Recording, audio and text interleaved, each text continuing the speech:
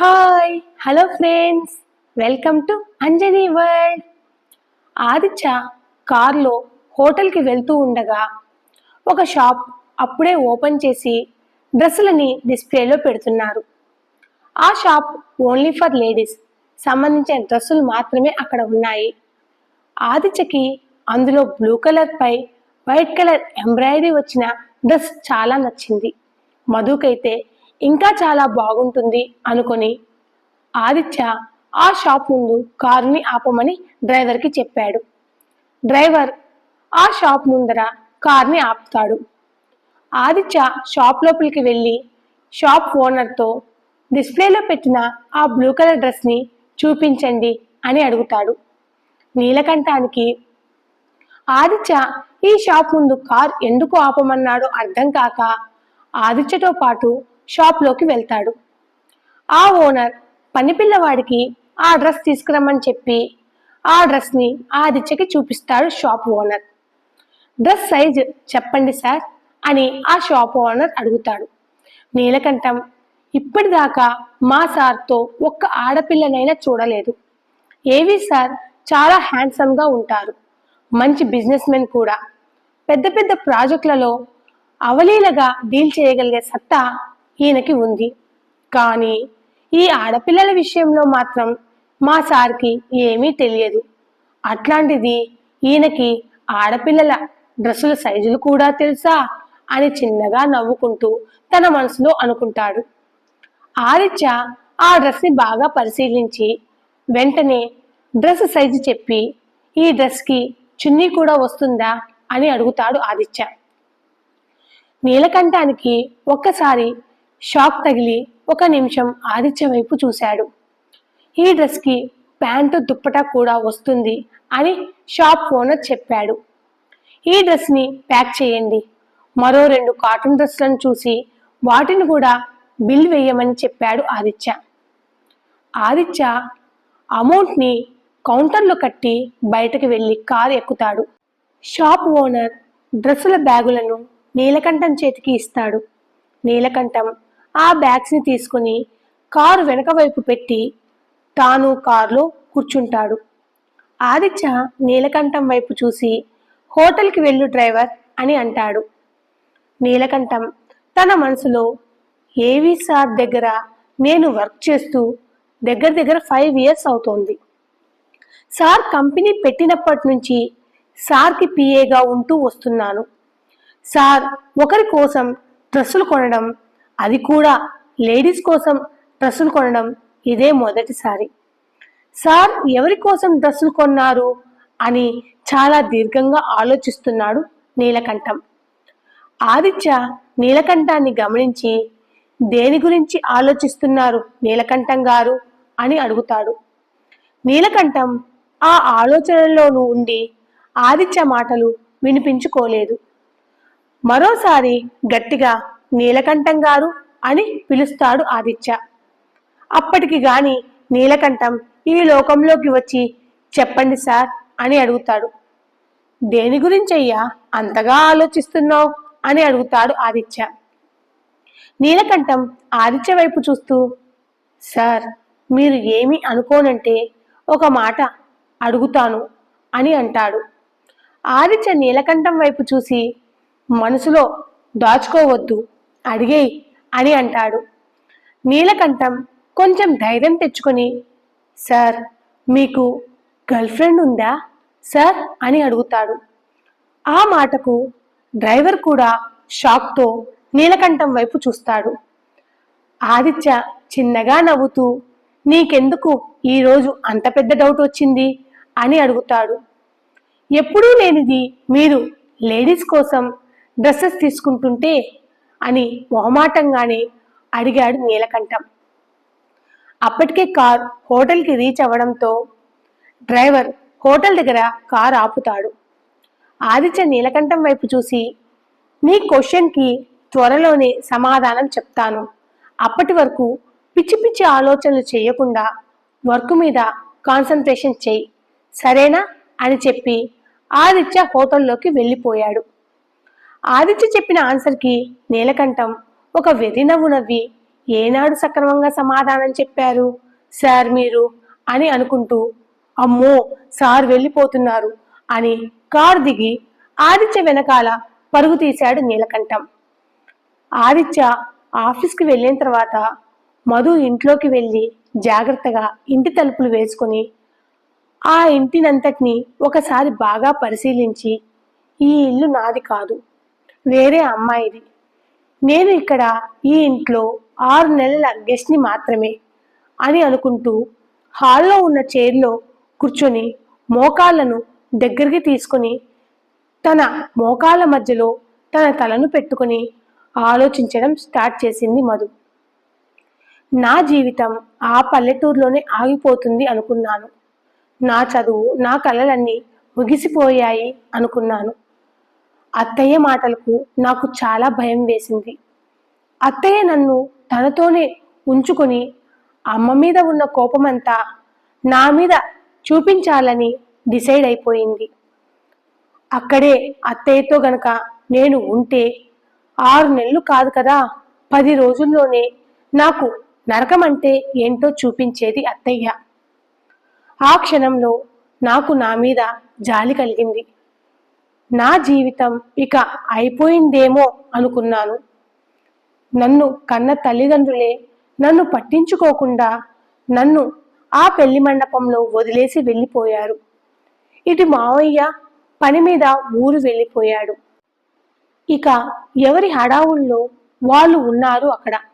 ఆ సమయంలో నన్ను అందరూ వదిలేశారు అని నాకు అనిపించింది.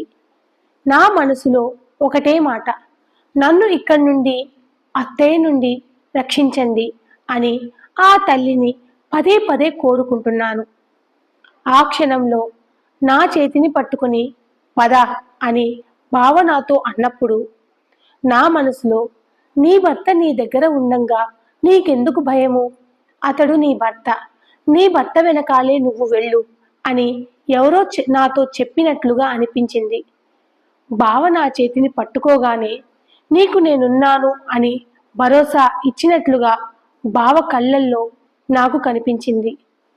నా చేతిని పట్టుకొని తనతో పాటు నన్ను ఈ ఊరికి తీసుకొని వచ్చాడు బావ. నేను అసలు ఊహించుకోలేదు బావ తనతో నన్ను తాను ఉండే ఊరికి తీసుకొని వస్తాడని. అక్కడ అత్తయ్య దగ్గర నరకం చూసే బదులు ఇక్కడ బావ దగ్గర ఉండడమే బెటర్ అనిపించింది నాకు.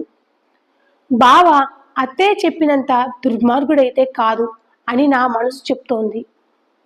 పెద్ద మావయ్య, మావయ్య చెప్పాడని వాళ్ళ మాటలను గౌరవించి తాను ప్రేమించిన అమ్మాయికి ఒక్క మాట కూడా చెప్పకుండా బావ తన మనసుని చంపుకొని నన్ను పెళ్లి చేసుకున్నాడు. పాపం బావ మాత్రం ఏం చేస్తాడు?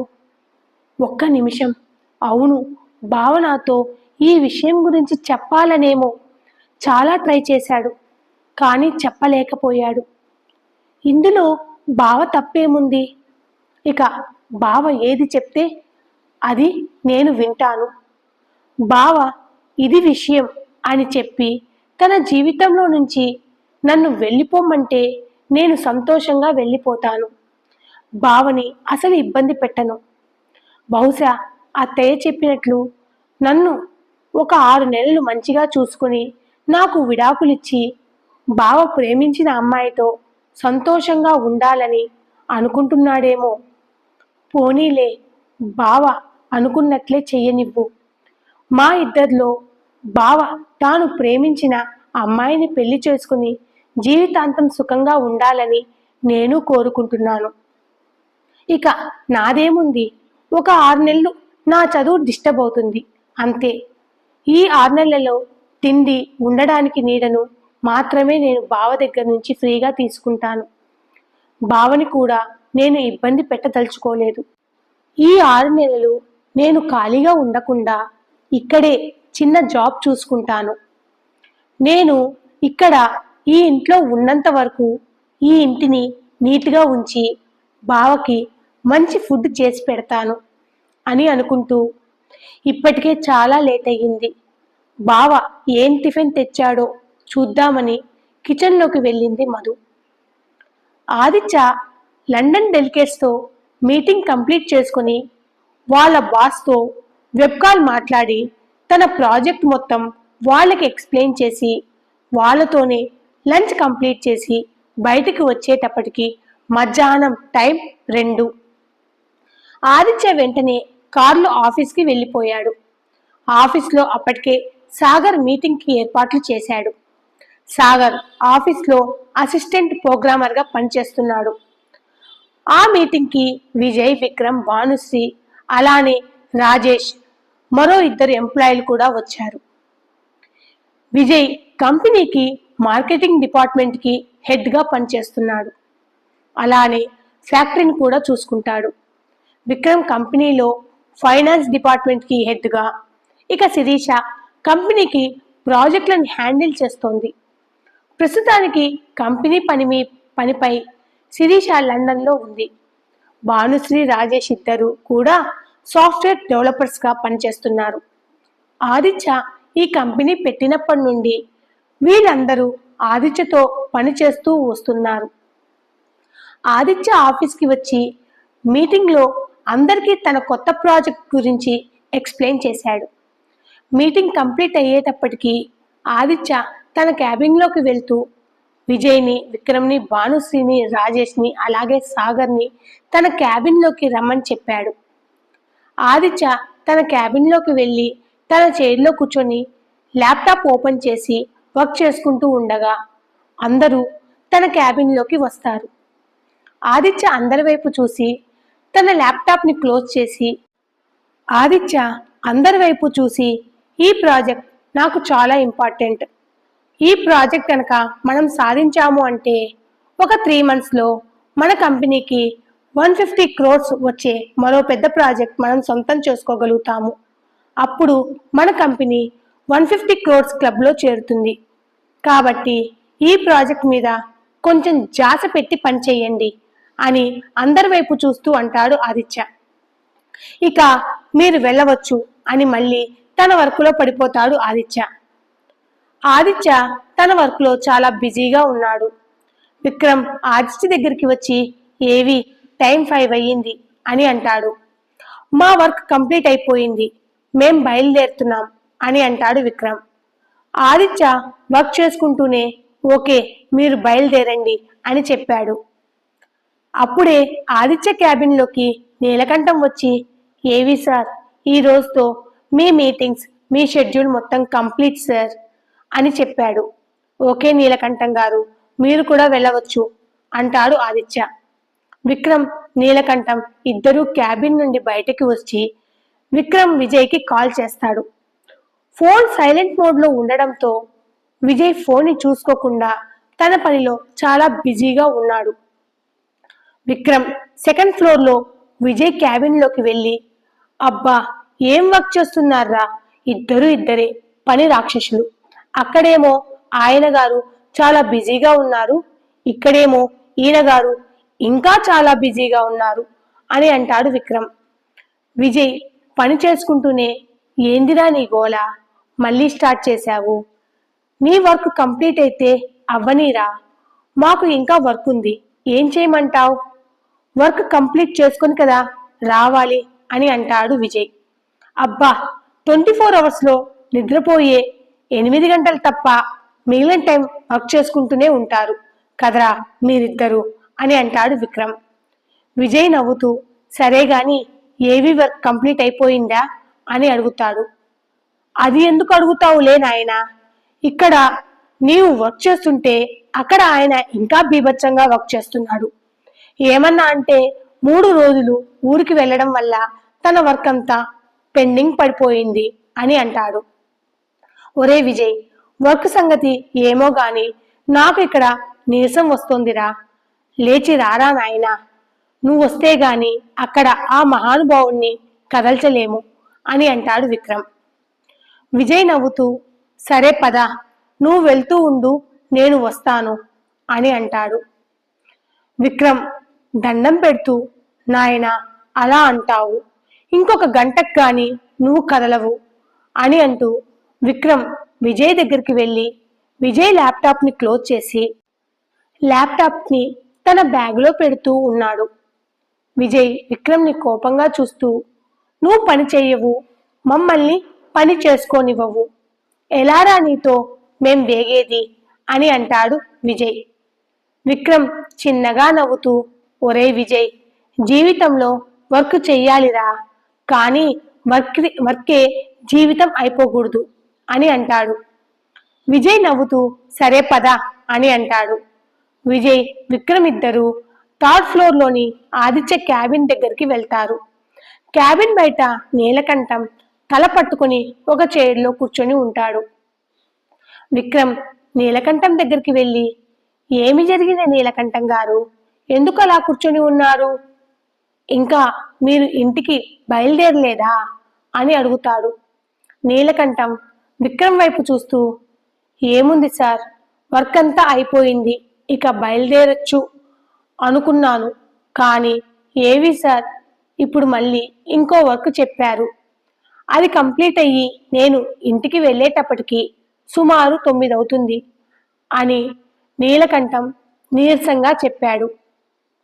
విక్రమ్ నీలకంఠం వైపు చూస్తూ, ఆ వర్క్ ఏదో రేపు వచ్చి చేసుకోవచ్చు, ఏవి సార్కి నేను చెప్తానులే అని అంటాడు. నీలకంఠం జాలిగా విక్రమ్ వైపు చూస్తూ, ఆ వర్క్ మీకు నాకే సార్ చెప్పింది, ఖచ్చితంగా ఈరోజు ఆ వర్క్ కంప్లీట్ అయిన తర్వాతే మనిద్దరము ఇంటికి వెళ్ళాలట అని ఏవి సార్ చెప్పారు అని అంటాడు నీలకంఠం.